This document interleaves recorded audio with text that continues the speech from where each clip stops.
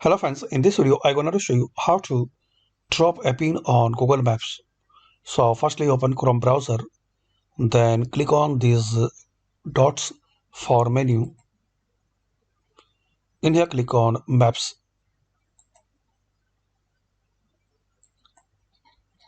Now find out area or place which you want to know about this one and you want to drop a pin like in London.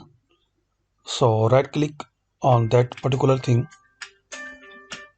So right click on that particular area and click on what's here. Then click on this arrow icon for more information about this.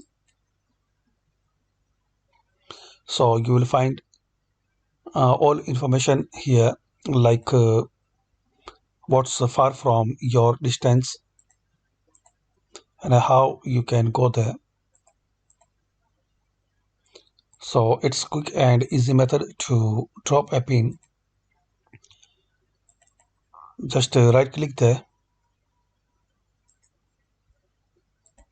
and click on what's here.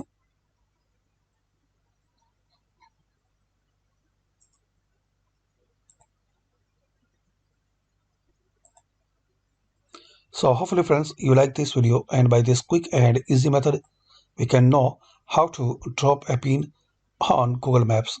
Thanks for watching.